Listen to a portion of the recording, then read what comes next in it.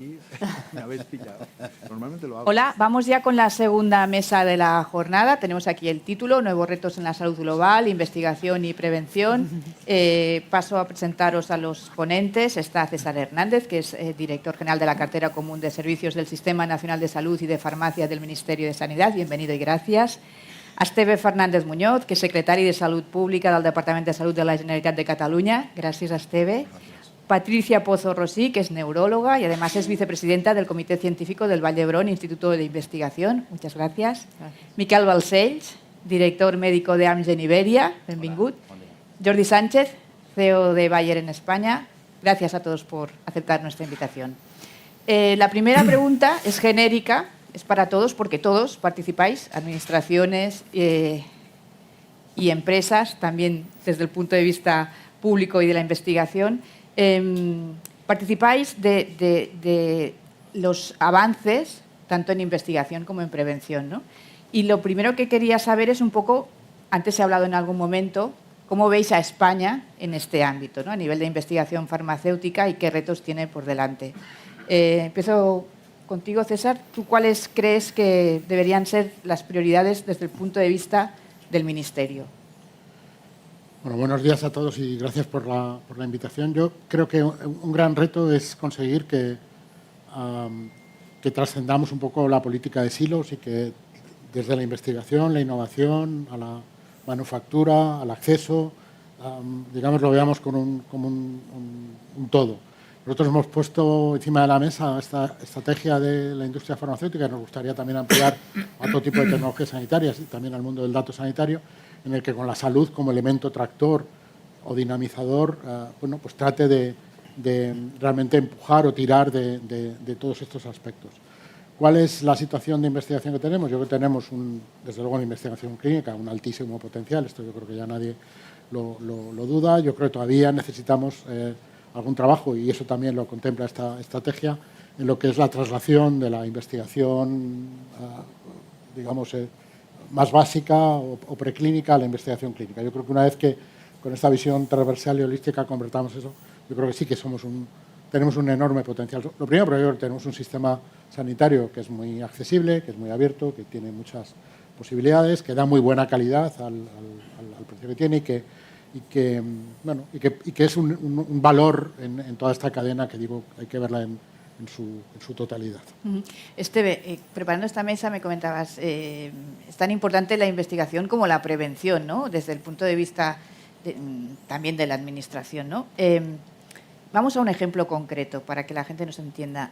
¿Cómo funciona la investigación de implementación, ¿no? Que tú me explicaste que era muy importante y que permite, por ejemplo, mejorar algo que antes se ha comentado también desde la Secretaría de Ciencia, como son los ensayos clínicos, ¿no? Nos decían en la mesa anterior que somos punteros en España, que participamos en muchos de los ensayos que hay a nivel europeo. Por lo que tengo entendido, yo como Sandra soy de letras, por lo tanto si digo algo mal me corriges. Lo que permite este tipo de investigación es mejorar la aplicación de los ensayos clínicos, es decir, pasarlos del ensayo a la vida real de manera más efectiva, ¿no? ¿Cómo se hace eso? Bien, vamos a por ello. Primero también quería agradecer la invitación del diario.es, evidentemente, porque es un honor poder compartir estos momentos con vosotros. La pregunta es muy pertinente, habíamos medio charlado de cuáles podrían haber sido los temas. Me gustaría relacionarlo con lo de antes, ¿no? Porque estamos investigando bien en diferentes campos, el clínico, por ejemplo, también en el básico. Yo quería reivindicar, necesitamos más investigación en salud pública, o sea, no somos ajenos a la investigación, hacemos investigación y la necesitamos, porque igual que necesitamos una medicina basada en la evidencia o lo que sea, enfermería, odontología, etcétera, basada en la evidencia, que incluso nos hemos cansado un poco de oírlo, necesitamos una salud pública y políticas públicas de salud basadas en evidencias, las que pueda haber. Y si no, hay que generarlas. Por tanto, eso es muy importante. Pero el otro problema es que a veces tenemos evidencias en cualquier de los campos que hemos comentado, evidencias muchas veces derivadas de estudios rigurosos, etcétera, etcétera, etcétera, pero que son en un mundo un poco irreal, ¿no? En medicina, pues sí, un ensayo demuestra que esta dosis, los pacientes, tal cual, pero luego no hay nadie que vea que se cumpla el tratamiento como sí que nos habíamos asegurado que se cumplía en el ensayo, ¿no? Entonces, eso puede pasar con otras intervenciones y llevándolo al campo de la salud pública, tenemos muchas intervenciones que pueden tener un efecto muy bueno a nivel poblacional, además, no enfocándonos en las personas de riesgo, porque hay dos estrategias, ir a las personas de riesgo o hacer una intervención que afecte a toda la población, que está demostrado que también esto es muy beneficioso y más rentable y más costo, con un beneficio-coste mucho mayor. Entonces, eso es lo que llamamos, nos permite hacer esa traslación a la práctica, al mundo real, lo que llamamos ciencia de la implementación, que es intentar demostrar que en condiciones reales funcionan las cosas que sabemos que funcionan en condiciones experimentales y al mismo tiempo poder mejorarlas y adaptarlas, porque quizás lo que se haya hecho en un ensayo clínico con pacientes, en un ensayo comunitario, con escuelas o con familias, ese tipo de evidencia necesita muchas veces una adaptación basada en la evidencia y, evidentemente, acelerar el proceso para implementar, porque a veces pasan 20 años entre que sabemos que algo funciona y que realmente se pone en marcha. Entonces, esta investigación de implementación, que no es solo repetir lo que ya se ha hecho en otro contexto, que a veces es necesario, porque lo que funciona iba a decir Wisconsin, pero bueno, podemos decir otro, en Frankfurt, no tiene por qué funcionar en Madrid o en Barcelona, ¿no? Entonces, adaptar lo que se ha hecho es importante, contexto cultural, las personas son personas en un entorno y muchos otros determinantes que son diferentes, y eso además acoplarlo al sistema donde se va a administrar, ¿no? Donde se va a hacer esa intervención en la comunidad, donde se va a aplicar a un hospital. Muchas veces son intervenciones complejas, multinivel, que decimos que afectan a los profesionales de la salud, a los directivos, a otras organizaciones que están implicadas en los procesos. Por tanto, eso es una disciplina que está teniendo mucho empuje.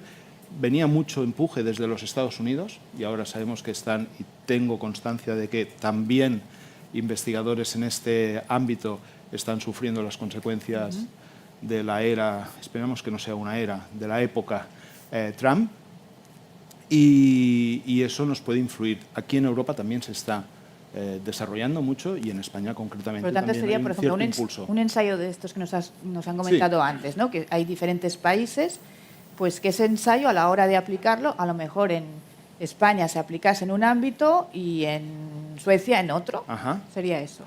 A ver, es tratar de esa intervención, si es un medicamento. Siempre pensamos que con los fármacos es más fácil implementar, pero muchas veces en los ensayos no se tienen en cuenta otras variables que después sí que van a ser importantes. Y ahí el contexto es diferente. La disponibilidad del fármaco, quizás por ley organizativa, la disponibilidad de un fármaco es diferente según los países. En unos países es de ámbito hospitalario y en otros sí que se puede adquirir en farmacia comunitaria. Hay algunas diferencias que siempre hay que tener en cuenta. Y después está ese gap, ¿no?, entre lo que sabemos y lo que hacemos. Claro, lo que sabemos lo tendríamos que aplicar tan pronto que pudiésemos. Miquel, la perspectiva de las empresas, vuestro trabajo es fundamental en la investigación, es decir, sois necesarios, imprescindibles para que se pueda avanzar en muchas investigaciones, ¿no? Respecto, por ejemplo, a esto que comentábamos ahora de los ensayos también, la medicina de precisión es uno de los pilares que tenéis vosotros en Amgen. ¿Por qué es tan importante? ¿Nos puedes explicar un poco por qué es tan importante y en qué estáis en esto? Bueno, yo creo que es fundamental más que ser muy importante. Nos hemos dado cuenta de que hemos de intentar aproximar de la manera más precisa posible el tratamiento más adecuado a cada uno de los pacientes y que hay múltiples factores, entre ellos muchos factores genéticos que condicionan que un fármaco que puede funcionar para un cierto grupo de población en una enfermedad concreta no funcione para otros pacientes. Y obviamente eso supone pues gasto para el sistema, gasto que sería evitable, toxicidades potenciales que también suponen de manera indirecta un gasto aparte del mal momento que puede pasar el paciente en esa situación. Por tanto, es gracias al momento que estamos viviendo de conocimiento genético con mucha más intensidad, coincidiendo además con el desarrollo de tecnologías que nos permiten analizar mucha información de manera muy rápida, con el uso de la inteligencia artificial, podemos ser mucho más eficientes en encontrar esas características y luego esas dianas que pueden cambiar la historia natural de la enfermedad en un paciente concreto. Por ejemplo, antes hablábamos de cáncer de pulmón, ahora sabemos que estamos hablando de múltiples entidades diferentes, cada una de las cuales tiene una diana diferente y hemos de desarrollar fármacos específicos para esas dianas si queremos aumentar las probabilidades de que el tratamiento responda, de que el paciente no pase por toxicidades innecesarias y de que el sistema también tenga un uso de recursos más eficiente. ¿Y eso implica multiplicar las investigaciones? Es decir, que tienes que hacer investigaciones propias para estas distintas... Claro, eso está haciendo que se esté atomizando muchísimo los grupos poblacionales dentro de lo que antes era una única enfermedad. Buscamos ya unos perfiles cada vez más concretos. Y a mí me gustaría un poco poner en valor el momento que está pasando España en términos de investigación, porque como titular queda muy bonito, ¿no? Pero quizás lo que el público no sabe es lo que hay detrás. Nosotros para cada estudio no solo competimos con compañeros de otras farmas como Bayer, ¿no? Y Jordi, que viene de la investigación clínica, lo sabe perfectamente, sino que dentro de la misma compañía, cada estudio se pone encima de la mesa y todas las filiales competimos por traer ese estudio a España. ¿Y qué es lo que nos permite atraer ese estudio? Primero, tener una administración que sea sensible a la innovación, que desde el punto de vista de revisión del proyecto sea ágil y tenga una mentalidad amplia, porque esta fragmentación de patologías exige pues, una nueva metodología de ensayos clínicos. Necesita también un sistema público, como el ejemplo de Vallebrón es clarísimo, ¿no? Con profesionales muy preparados, con recursos dedicados a la investigación en un entorno de gran presión asistencial. Y además, bueno, obviamente que también que los equipos de investigación de las compañías pues peleen para traer esos proyectos. Entonces creo que realmente estamos en un momento muy dulce. Los últimos datos que tenemos de una consultora que ha hecho un estudio hace muy poquito, IQVIA, nos sigue poniendo en segunda posición, mientras Europa está perdiendo competitividad por múltiples factores. En Amgen, por ejemplo, somos la segunda filial tras Estados Unidos, pero la mayoría de farmas estamos en el podium, como mucho en cuarta o quinta posición. Sí, sí. Y eso es una cosa que creo que la sociedad a veces no acaba de percibir, básicamente porque desconoce un poco la realidad de este entorno, ¿no? Bueno, y creo que es un éxito multifactorial que depende de los estamentos que estamos representados aquí. Con la consellera antes comentábamos cómo nos cambió también la perspectiva a todos con la pandemia y probablemente vuestro papel, el de las empresas, ahora lo comentamos contigo también, Jordi, pero mucha gente a lo mejor empezó a entender lo importante que erais en este ámbito, ¿no? Sí, yo creo que fue un ejemplo claro, ¿no? del valor que podemos aportar y aparte se hizo una situación de máxima presión en un entorno muy complicado. Imagínate lo que era hacer ensayos clínicos en hospitales en los cuales si alguno tuvo la ocasión de acercarse a un hospital durante la pandemia, era un mundo bastante distópico. Hacer investigación clínica en ese momento era muy complicado, pero hay una vez más, por ejemplo, la Agencia Española, en la que César estuvo muchos años, nos dio facilidades para hacer revisión de datos a nivel remoto, poder llevar la medicación de ensayo a los pacientes a nivel domiciliario. Es decir, hubo una flexibilidad del sistema en un momento de máxima complejidad para el sistema sanitario que nos permitió aguantar el envite. Obviamente tuvimos un cierto enlentecimiento de los proyectos que teníamos, pero ningún proyecto de los que nosotros participamos se cayó durante ese periodo y a mí es algo que todavía me cuesta un poco de creer, ¿eh? Sí, no, está muy bien. Jordi, justo como comentaba Miquel, el tema de Europa, tú en una entrevista te leí que decías que Europa tiene que recuperar competitividad, aunque estemos bien y esta mañana se ha destacado mucho, ¿no? ¿Qué necesita para hacer frente a mercados tan potentes como el de Estados Unidos? Porque no sé si será una era o no, pero es un mercado potente. Totalmente. Yo creo que quizá, empezaría por darte la conclusión de lo que necesita. Yo creo que necesita un marco normativo que sea predecible, que tenga la capacidad de atraer inversión para ese desarrollo de innovación que comentaba Miquel, y también no olvidemos el tejido productivo, que es muy importante en Europa y que hace que este sector, el sector farmacéutico, sea un sector estratégico. Personas líderes, ¿no?, como Draghi, Letta, en la estrategia de la industria farmacéutica 24-28 se reconoce al sector farmacéutico como un sector estratégico. Cuando decimos que perdemos competitividad, y por dar datos muy concretos, si nosotros vemos la inversión en I+D hace 20 años de Europa respecto a Estados Unidos, en ese momento, hace 20 años, la diferencia de inversión era de 2.000 millones de euros a favor de Estados Unidos. Hoy, esa brecha es de 25.000 millones de euros. Tomemos el dato de, en la inversión de I+D farmacéutico global, en el 2001, ¿qué porcentaje de esa inversión representaba Europa? El 41%. Hoy, el 31%. Claramente, con datos, está demostrada esa pérdida de competitividad, con lo cual yo creo que aquí debemos, primero, y quizá todavía más teniendo en cuenta el momento geopolítico en el que estamos y lo que estamos comentando ahora, entender que no hay margen, no hay tiempo. Es decir, aquí hay lo que llamamos un call to action, una necesidad absoluta de recuperar esa competitividad y evidentemente eso pasa, yo creo, por aprovechar la oportunidad que nos ofrece esta reforma de la legislación farmacéutica europea, concretamente y siempre teniendo muy presente aspectos críticos de esta legislación como es la propiedad intelectual. Cualquier merma en el aspecto de propiedad intelectual va a ser un desincentivo para atraer inversión, va a ser un desincentivo para poder recuperar esa competitividad y realmente volver a situar a Europa allí donde debe estar desde un punto de vista de liderazgo científico y evidentemente de innovación.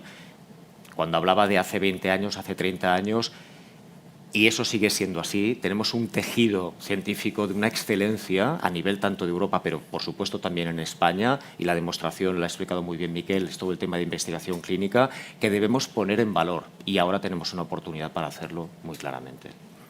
Hablando de excelencia, he dejado a Patricia la última porque ella no es administración, no es empresa, pero interactúa con ambos, ¿no? Sí. Patricia ha sido galardonado con varios premios científicos por su trabajo en el ámbito de la neurología, por lo tanto, la excelencia es un buen ejemplo, Patricia.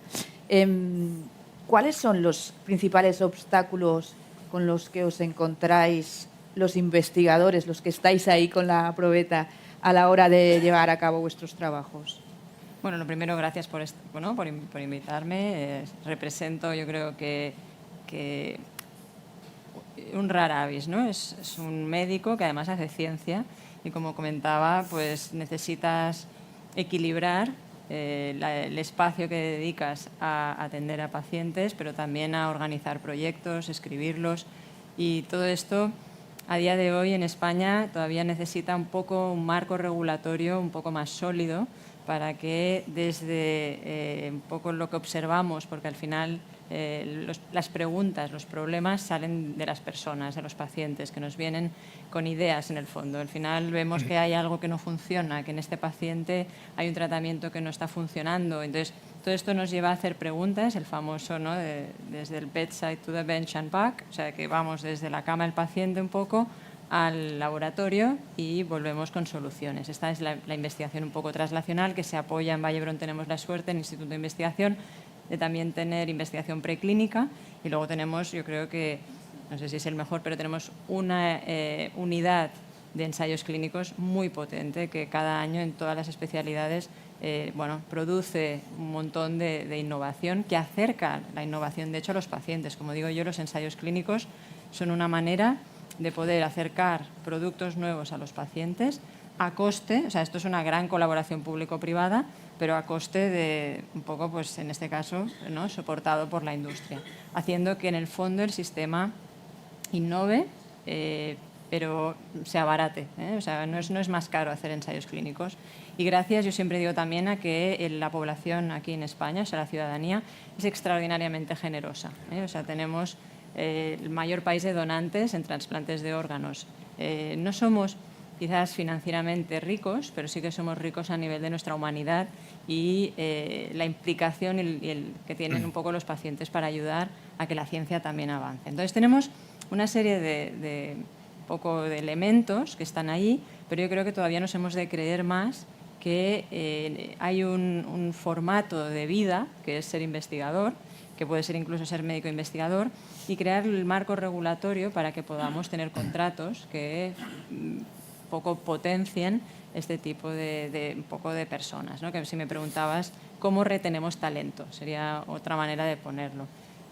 Otro gran tema sería, yo creo que para el futuro muy importante, el convertirnos un poco como España, y yo creo que lo podemos hacer porque, como se comenta, incluso en la pandemia fuimos el país que más publicó y mejor, casi yo diría, gestionó la pandemia, pero podemos crear como un modelo casi islandés, que dices, no, esto no puede ser, un modelo escandinavo, ¿no? Que es cómo recogemos el dato de la población para hacer estudios epidemiológicos y conocer realmente cómo estos datos están influyendo, gracias, entonces tendremos, ¿no?, a esta digitalización, pero con herramientas de inteligencia artificial y con una capa ética que tiene Europa respecto a otros países, es decir, a todo el mundo se le puede preguntar si él está dispuesto o ella a participar en los estudios, pero sí que en la gestión del macrodato, ya no solo del microdato, pasar de la enfermedad rara. La enfermedad rara empezamos a trabajar en ella en los años 2000, cuando empezó toda la revolución, en el fondo, genética, a raíz del primer artículo publicado en el 2001 que nos ayudaba a entender que podíamos secuenciar el genoma humano. Y a partir de ahí empezamos como a entender que habían diferencias que eran medibles y que podían luego tener una intervención terapéutica. Y ahora volvemos al macro. O sea, ahora estamos yendo, yo creo, a una era donde nos hemos dado cuenta que somos capaces de recoger y en el futuro analizar macrodatos que parecen no relacionados, pero que nos van a ayudar,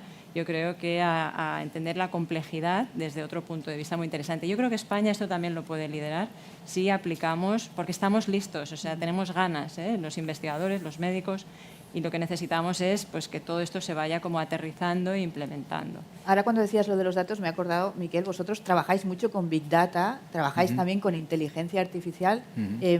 ¿Nos puedes explicar un poco qué estáis haciendo en este ámbito? Porque ya no hay evento en el que no se hable de inteligencia artificial, da igual de lo que sea, pero en este caso además es muy específico, ¿no?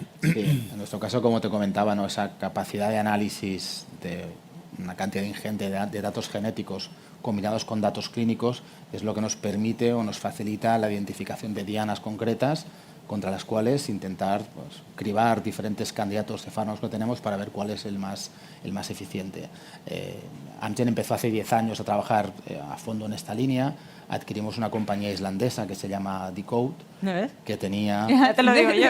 Islandia como referente. Sí, claramente es el referente porque aparte es una población muy homogénea genéticamente, son unos 300.000 habitantes que creo que descendían de unas 40 familias vikingas, los que habéis visto la serie Vikings en Netflix, hay una subtrama que explica, exacto, entonces realmente es un perfil genético muy homogéneo. Y creo que la mitad más o menos de la población islandesa cedió sus datos tanto a nivel genético como clínico. Y eso permite comparar pues, un paciente diabético con población sana, intentar identificar qué características de su genoma son diferentes y cuál es la diana adecuada y cómo desarrollar un fármaco. Hemos empezado también colaboraciones con programas similares en el Reino Unido, el UK Biobank, que es una iniciativa público-privada en esta línea, con 500.000 más o menos de voluntarios que han cedido información. En Estados Unidos hay también alguna colaboración, que creo que tiene un tinte más privado que público-privado. Y aquí yo creo que donde España, como decía Patricia, tiene que dar el salto, ¿no? Las ganas están, la necesidad es evidente. Hay tecnologías que creo que nos garantizan la confidencialidad, que es uno de los grandes, con todo el sentido del mundo, uno de las grandes prevenciones antes de abordar ese tipo de temas.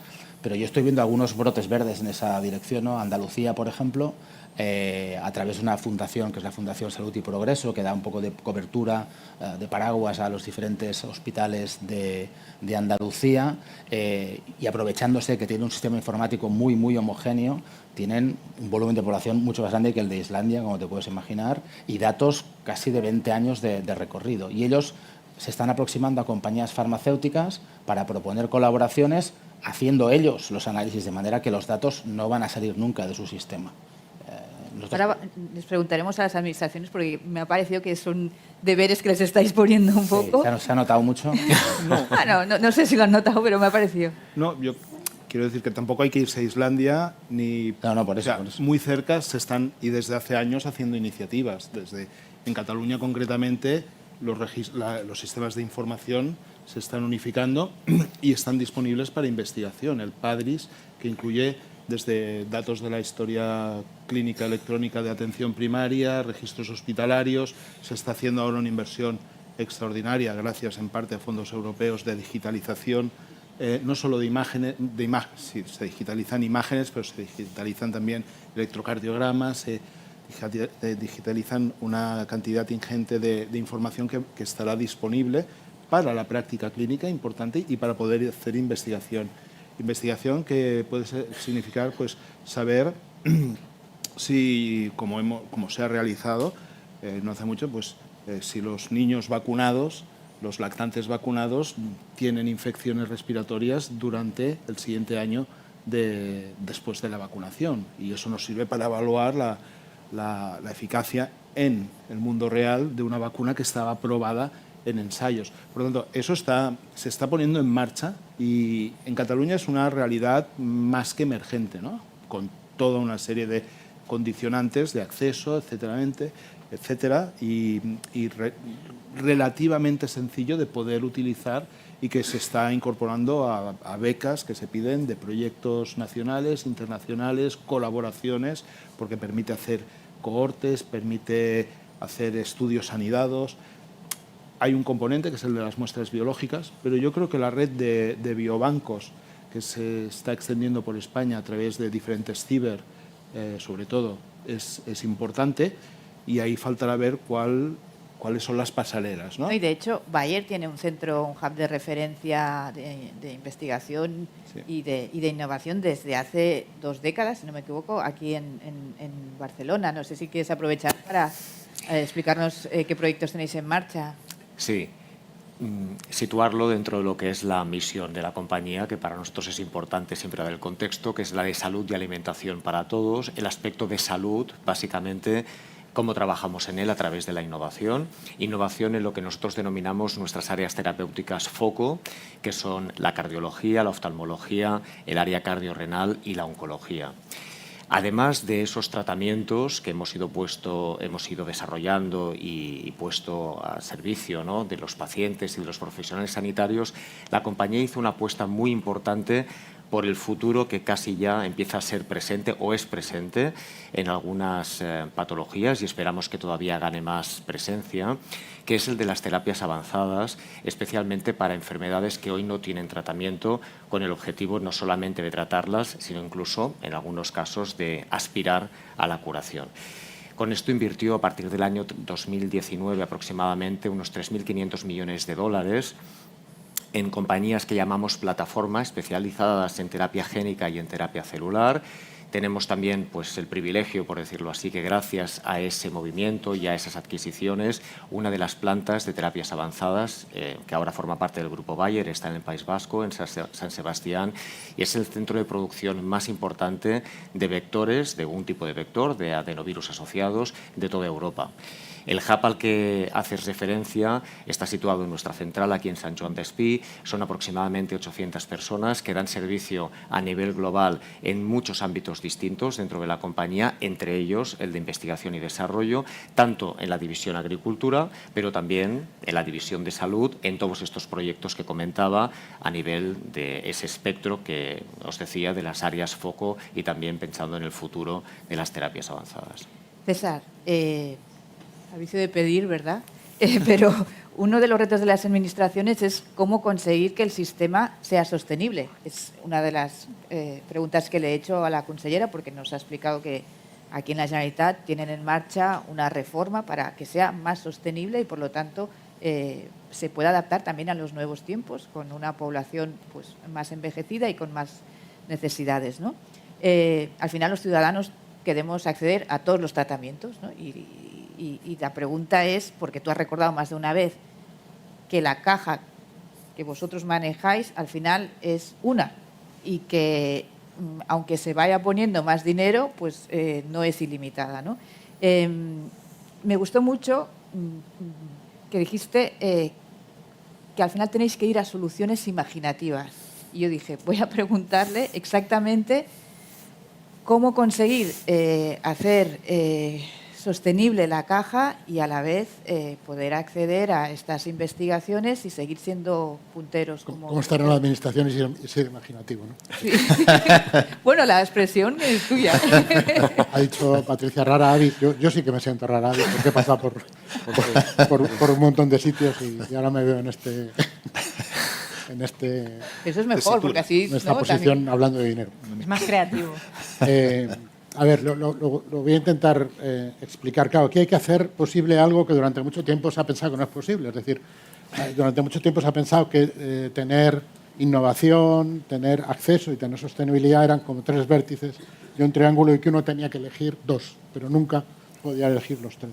Nosotros hemos hecho la cuadratura del triángulo, buscando la cuadratura del círculo, intentando hacer compatible también que el tema de fabricación, de tejido industrial, en el sentido más amplio, porque la investigación también es un tejido industrial, forme parte de ese cuadrado y que no haya que renunciar a ninguno de los vértices del cuadrado. Tampoco tratando de pasar a un círculo virtuoso en el que, insisto, el sistema sanitario, ¿cuál es el tema bueno, desde luego en nuestro país, en Europa? Es que básicamente el sistema sanitario es el único comprador que tiene la industria farmacéutica. Somos el principal, pero también casi único cliente de la industria farmacéutica. Es decir, tenemos que pasar en ese contexto de una relación de cliente-proveedor, una relación de socios o de partenariado en el que realmente construyamos sobre esta visión amplia de que a todos nos interesa no solamente que lleguen los medicamentos a los pacientes, que lo podríamos hacer con medicamentos fabricados fuera, investigados fuera y muy baratos, quiere decir que bueno, eso es cuestión de ver cómo, pero nos interesa que todo eso se produzca en nuestra proximidad, en nuestro país, en nuestra región, y que incluya tanto la innovación como la investigación, como la fabricación, porque eso, en fin, forma parte, insisto, de un diálogo que es tejido, forma parte, yo diría, casi de la forma de entender el bienestar que tenemos en Europa y, desde luego, en nuestro país. A ver, hay muchos tópicos que se manejan y yo creo que lo que hay que intentar es de todos, y para eso está la estrategia de la industria, pues sentar alrededor de la mesa a los elementos relevantes e intentar ponerles de acuerdo, porque lo voy a decir claramente, es decir, el sistema sanitario, el Sistema Nacional de Salud, todos los años invierte 1.600 millones el último año más que el año anterior. Crece la inversión en el ámbito hospitalario casi en un 10%. Es decir, hemos bajado estas cosas que has dicho de que queremos tener acceso, hemos aumentado significativamente el número de medicamentos disponibles porque tomamos las decisiones más rápido y además lo hemos hecho más rápidamente, es decir, lo hemos hecho antes. El otro día coincidí en una presentación de terapias avanzadas en las que yo llevaba las cifras de ahora y otra persona llevaba las cifras de hace 8 meses y había 5 de diferencia. Es decir, vamos dando, digamos, salida a todos estos aspectos. Lo único que necesitamos ahora es bueno, pues intentar limar esos ángulos para que todo esto sea posible. Y además hay que hacerlo desde una perspectiva amplia. Yo coincido con todo lo que se ha dicho anteriormente. Voy a empezar por el principio. El sistema sanitario cuesta 100.000 millones de euros aproximadamente. En estos 100.000 millones de euros tiene que caber todo. Puede ser 120.000. Bien, perfecto. Nunca van a poder ser infinitos. Eso no existe en ningún ámbito. Pero algún pared tiene que tener. Claro, cada una de las cosas que hay dentro de ese componente de los 100.000 compite con el resto. La prevención compite con el tratamiento de la última línea. Los enfoques poblacionales, al revés. Bueno, compiten, digamos, en desigualdad de condiciones. Me has entendido. Sí. No, claro, porque hay una tendencia a, digamos, centrarlo todo en un aspecto que termina siendo una caja que lleva algo dentro que se puede administrar, que por lo tanto es fácil de cuantificar y que además viene con ensayos clínicos porque regulatoriamente, por catastróficas desdichas, hemos decidido que tiene que ser así y no viene con tanta evidencia como puede venir un enfoque poblacional, luego viene un cachivache que a lo mejor tiene otro tipo de enfoque. Entonces tenemos que ser muy conscientes entre todos a la hora de ir viendo cómo generamos esas sinergias que nos permitan, por ejemplo, decir que si hay que generar una bolsa de dinero para o un área terapéutica nueva o un enfoque terapéutico distinto, o esto hay que cambiarlo de una mecánica más centrada en el tratamiento con medicamentos a otro enfoque, a lo mejor de más de tratamiento pues, conductual o de mejora de las condiciones de vida de la población, por abrirlo todo mucho más, pues que seamos capaces de poner ese dinero ahí señalando que aunque a lo mejor todavía no tengamos la mejor de las soluciones, con eso sí que estamos señalando qué es lo que queremos pagar y por lo tanto qué es lo que queremos que se desarrolle y por lo tanto cómo vamos a llegar a hacer que todo esto sea un continuo. Me gusta mucho el ejemplo del virus respiratorio sincitial porque demuestra que la incorporación de algo, de una tecnología, en este caso un medicamento, requiere de una cierta apuesta, porque nadie va a tener los datos a priori de si fue bueno o fue malo. Es decir, y si esperamos a que esos datos estén, no vamos a ser de los incorporadores primeros, vamos a ser de los que vamos a la cola. Y queremos, lo hemos dicho al principio, ser de los que primero incorporamos. Por lo tanto, tenemos que pensar que todo esto, ¿vale?, esta audacia de ir por delante, de tener compañías que fabriquen en el país, de tener investigación bien pagada y remunerada, requiere un esfuerzo que está enmarcado dentro de estos 100.000 millones, de estos 30.000 millones que son medicamentos y cachivaches, o estos 24.000 millones que son solamente medicamentos. Y todo esto hay que hacerlo coherente. No es tan imaginativo, al final es intentar cuadrarlo, ¿eh? O sea que está... Bueno, hay una cuestión, déjame, a lo mejor renuncio a parte del último turno para... un problema con el que luchamos todos es que, claro, se ha mencionado también con la legislación. Al final una compañía tiene un periodo de tiempo para aprovechar bueno, pues lo que la protección de datos intelectual o de regulatoria le da. Ese periodo de tiempo es fijo y acomodar una curva de conocimiento que crece con una curva de precio que decrece casi por definición es muy difícil porque pagas mucho cuando sabes muy poco por el medicamento y pagas muy poco cuando sabes mucho del medicamento. Y esto es el principal obstáculo para conseguir a lo mejor curvas de crecimiento que se adapten mejor al conocimiento que yo tengo sobre una determinada tecnología, que permita una incorporación precoz y más relajada, que nos permita ver si esto funciona o no funciona. Si no funciona, lo desechamos, si funciona, lo incorporamos y entonces a lo mejor le damos valor. Esteve, además, la sanidad pública, las empresas, los investigadores tenéis otro reto y es que son las nuevas enfermedades, porque antes se ha comentado, ¿no?, las enfermedades raras, pero encima, como ha explicado la consellera, hay nuevas enfermedades, y algunas conocidas, pero otras no, vinculadas, por ejemplo, al cambio climático, a la movilidad. Me gustaría preguntarte algo que es un poco, a lo mejor, básico, pero ¿cada vez hay más enfermedades de este tipo? ¿Y cómo son? A ver, más enfermedades. Tenemos enfermedades emergentes y reemergentes, que son enfermedades que conocíamos, pero que estaban muy circunscritas o que incluso habíamos casi conseguido erradicar. Una enfermedad conocida por todos los que estamos en la sala, incluso yo diría sufrida por muchos de los que estamos en la sala, es el sarampión.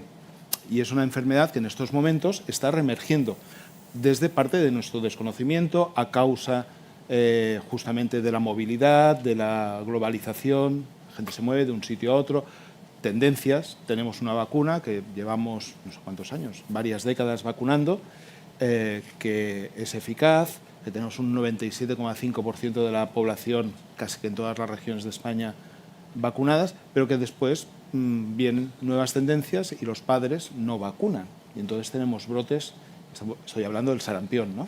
Entonces, hay algunas enfermedades que estamos redescubriendo, en parte condicionados a justamente lo que comentabas, ¿no?, el cambio climático, la globalización, la interacción a causa de estos cambios entre animales y humanos. Necesitamos un enfoque One Health, de una sola salud, que ponemos en combinación la salud humana, la salud animal y el medio ambiente, ¿no?, y el entorno, el mundo, la salud del planeta en el fondo, porque también estamos como humanos afectando a la salud del planeta, los cultivos intensivos, los viajes, la huella de carbono. Por tanto, hay algunas enfermedades, descubrimos enfermedades. Alguien pensaba, bueno, ya no se van a descubrir enfermedades. El año 1981 se descubrió una enfermedad nueva, hubo 80, que después se filió qué virus era, se le puso nombre y teníamos una nueva enfermedad, ¿no?, el virus de la inmunodeficiencia humana y el SIDA, que fue una pandemia previa a la que hemos vivido últimamente. El SARS-CoV-2 estaría en algún lugar o se acabó de configurar y luego tuvo la difusión que tuvo. Y otras enfermedades, ¿no?, que han ido. Por tanto, estamos en una época en que sí que tenemos que estar atentos a mantener en reducto algunos patógenos, etcétera, y estar muy atentos a otros que pueden llegar. Y no solo hablo de enfermedades transmisibles, seguramente no hablo solo de enfermedades transmisibles, sino que también quiero decir que podemos estar ante el caso de algunas enfermedades no transmisibles que sean consecuencia de todos estos cambios. De hecho, se describió hace muchos años, ¿no?, el cáncer y las enfermedades cardiovasculares, etiquetadas como crónicas, venían por unos cambios en los estilos de vida, en los determinantes de la salud, etcétera, y eso puede seguir.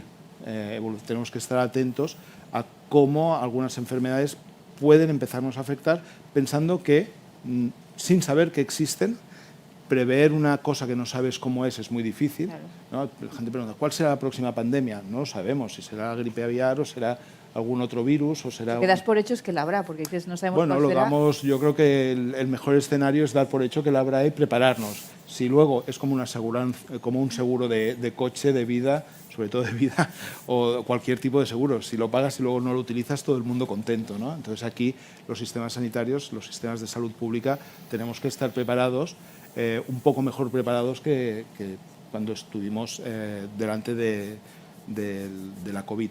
Entonces, bueno, los sistemas se tienen que adaptar. Los sistemas yo creo que están preparados para adaptarse e internacionalmente, hace 2 días se firmó el Tratado Internacional de Pandemias. Pues yo creo que esto es muy importante. Los sistemas de información nos van a facilitar la vida si los tenemos también preparados. Los profesionales son buenos y están preparados. Por tanto, a ver, habrá que ver qué pasa, ¿no? Pero yo diría, sí, puede haber enfermedades nuevas que no conocemos, de carácter transmisible o no transmisible, pero creo que lo que hemos avanzado en estos últimos 5 años es muy importante. Patricia, aparte de neuróloga, comentaba al principio, tú eres vicepresidenta del Comité Científico del Vallebrón, Instituto de Investigación. Ahí tenéis una perspectiva transversal, ¿no? De cuáles son los ámbitos en los que se está avanzando más. No sé si podrías darnos alguna pista.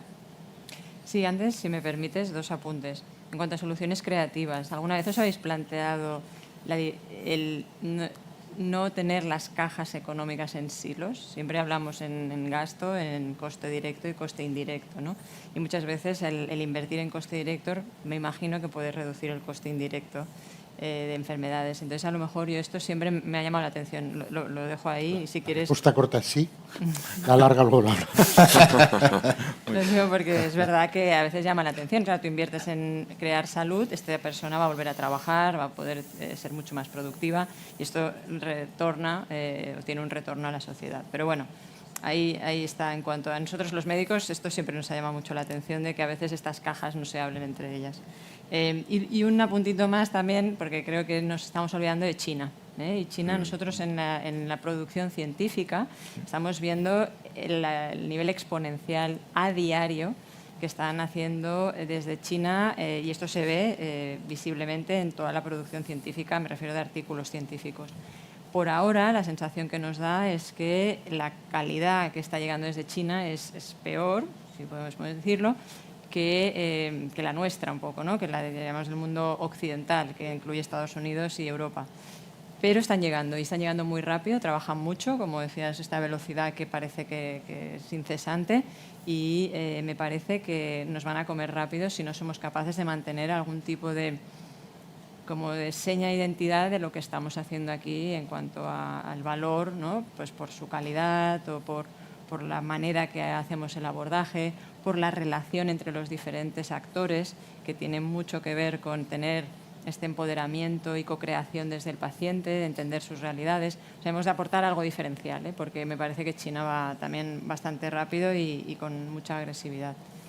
Y en cuanto a la parte transversal, ¿qué es lo que estamos viendo? Un poco lo que comentaba. Yo creo que la historia un poco de la medicina nos ha enseñado que hemos sido primero, o nos hemos preocupado lógicamente por enfermedades mortales, ¿no? Un poco pues empezamos con las infecciosas, descubrimiento un poco pues de los antibióticos, de ahí entendimos enfermedades que también afectaban a la longevidad, las enfermedades cardiovasculares, el corazón es accesible, podemos abrirlo, de ahí nos movimos hacia la oncología, que gracias, como comentaba antes, al desarrollo un poco del estudio del genoma humano, entramos en las enfermedades raras como algo ya peculiar, además que tenía y nos ha ayudado, yo creo, muchísimo a empezar a entender que antes, por ejemplo, con ibuprofeno, por decir, o paracetamol, no tengo ningún tipo pero que con una pastilla ayudábamos a todos y ahora nos estamos volviendo con un poquito para atrás a replantear la medicina y decir, bueno,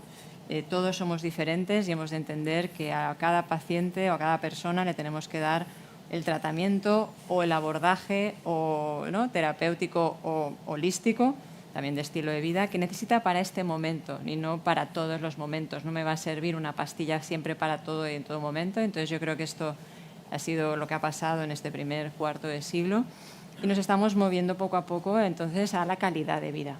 La calidad de vida va simplemente porque, claro, esto es, vuelvo para casa, que casa es neurología y el cerebro es lo que da la calidad final. One Brain, One Health, decimos desde las sociedades científicas europeas, porque al final sin tu cerebro no puedes funcionar, ¿no? Entonces tenemos este momento de volver a la calidad en todos los ámbitos, aparte de estar siempre preparados, por supuesto, para aquello que hemos aprendido en otras ocasiones, ¿no? De las infecciones que siguen estando y demás, pues que no nos... Pero que sí que yo creo que esta es un poquito la transversalidad que estamos viendo también en el virus, en el Instituto de Investigación. Cuando decías esto de la precisión, vosotros en Amgen tenéis esto que los pacientes hemos bautizado como la medicina personalizada, ¿no? Es uno de vuestros puntos fuertes. Y sí, no sé, como te comentaba, un poco a raíz de esa aproximación, análisis de datos genómicos, nos permite, digamos, de manera más sencilla, entre comillas, ¿no?, hacer este tipo de estrategias. Tenemos una tradición en esta línea de hace ya más de 15 años, incluso antes de que todas estas técnicas estuvieran tan avanzadas. Fuimos la primera compañía que introdujo la medicina personalizada en el cáncer de colon, diferenciando los pacientes que tenían o no tenían una mutación en un gen concreto, en el gen, bueno, en la vía RAS. Hace cosa de un año el Ministerio financió el reembolso de una molécula de una mutación muy poco frecuente que llevábamos 40 años intentando investigar, no solo Amgen, sino que múltiples iniciativas público-privadas, que son las mutaciones de KRAS. Solo hemos sido capaces de momento de atacar una mutación concreta, que es la G12C, y eso se concentra en un 3% de los pacientes de cáncer de colon y en un 12% de los pacientes de cáncer de pulmón. Pero eso es lo que te comentaba antes, ¿no? También evita que esos pacientes reciban unas estrategias terapéuticas que en principio la opción de beneficio es mucho más reducida. En el caso de Bayer me ha llamado la atención también vuestra apuesta por la sostenibilidad. Hemos empezado estas jornadas hablando de los efectos del cambio climático.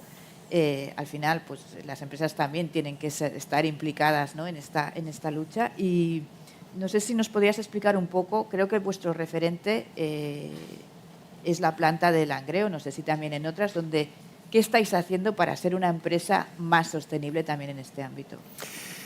Así es, la sostenibilidad es uno de los pilares estratégicos de la compañía, porque tenemos claro que el modelo productivo y el modelo de negocio tiene que evolucionar hacia un modelo que también contemple el mínimo impacto en el entorno, el mínimo impacto en el planeta, lo comentaba antes Esteban. La planta de Langreo es la planta donde se produce el 100% del principio activo de... No es ni el paracetamol ni el ibuprofeno, pero un clásico, la aspirina, el ácido acetilsalicílico. Y desde esa planta de Langreo en Asturias se exporta a todo el mundo.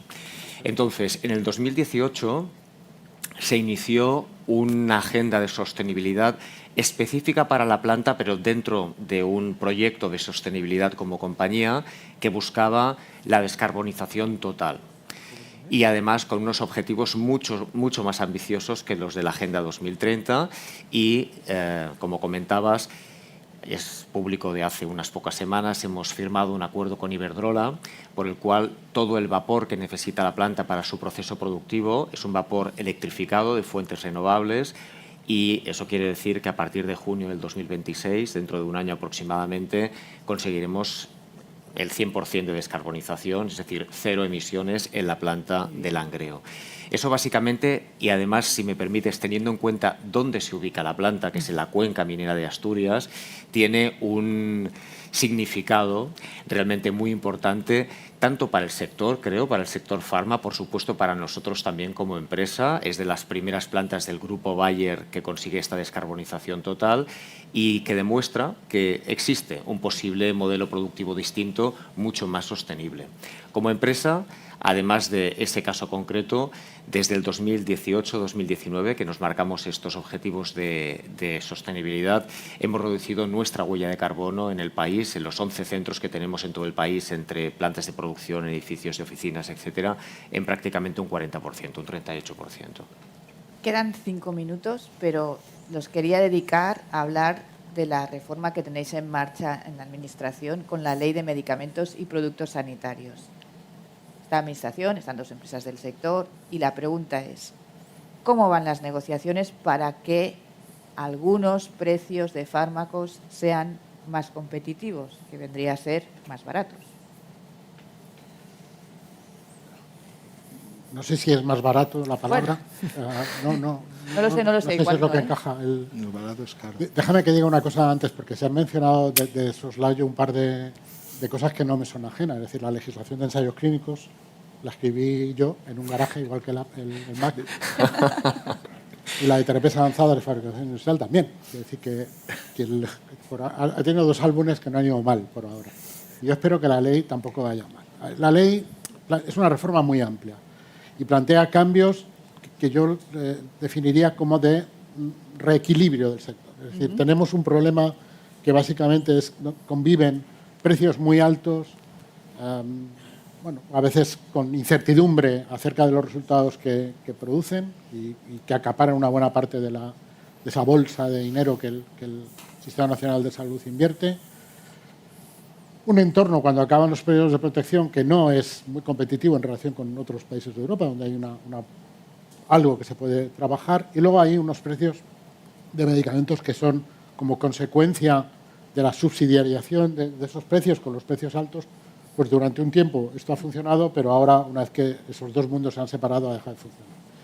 Y producen con cierta frecuencia pues, problemas de suministro, que al final termina siendo de acceso. Y además, en esa curva que decía antes de conocimiento y dinero, pues claro, se producen problemas de acceso a medicamentos de alto valor y que sabemos que funcionan y que son básicos para prestar la asistencia sanitaria, y se producen problemas de dificultad de acceso a los primeros porque son caros y vienen con incertidumbre. Bueno, lo que tratamos es de introducir elementos en cada uno de estos 3 segmentos para que el sector pues encuentre un equilibrio en el que poder trabajar en este ámbito que hemos hablado antes de tener un acceso rápido a la innovación que nos permita también descartar rápidamente las cosas que no funcionan para centrarnos en aquellas que sí que funcionan, tener un entorno competitivo, yo creo que eso es sano, no solamente desde el punto de vista del precio, también desde el punto de vista de la competitividad industrial.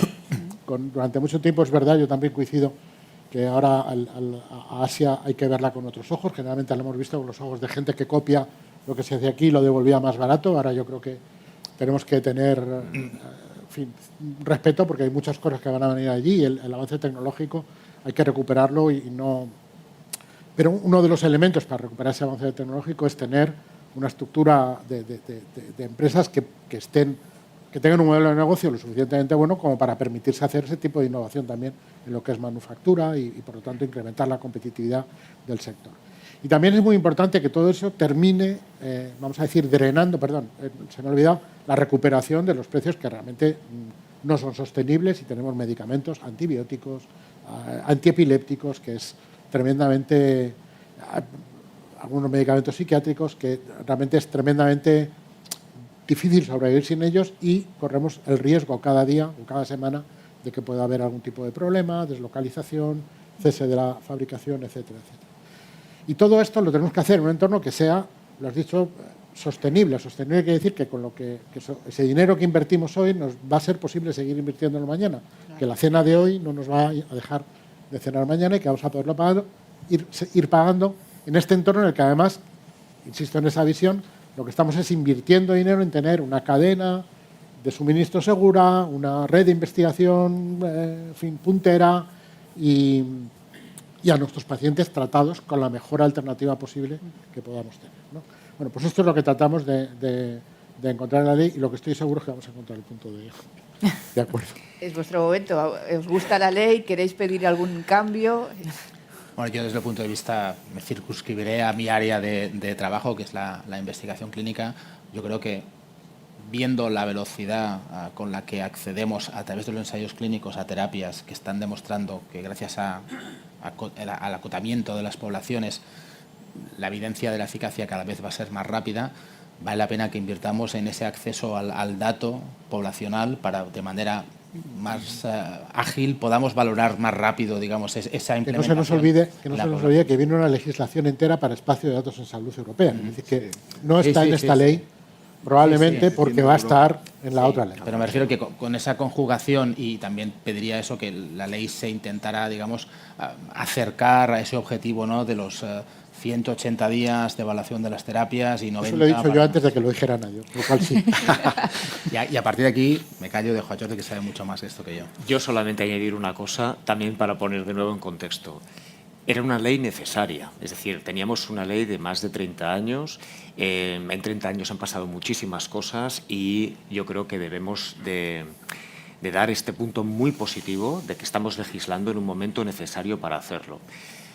Ha finalizado el proceso de alegaciones, nosotros somos parte de la asociación sectorial, se han presentado esas alegaciones y ahora llega el momento de continuar. Esas alegaciones yo creo que están ahí para continuar el diálogo, que es de nuevo algo que yo siempre reconozco y creo que todos en la industria, a César, a Cartera y al Ministerio, el diálogo que se ha establecido con la industria, y este es el momento en el que entre todos estos temas que hemos comentado, el tiempo de acceso a fármacos, la protección de esos medicamentos que ya son maduros pero son estratégicos, aspectos medioambientales, todo esto se recoja, forma parte de la estrategia de la industria farmacéutica y quede plasmado en la ley para entre todos, yo creo que hacer frente al reto común que es el sistema sanitario y lo mejor para esos pacientes que necesitan de la innovación lo antes posible.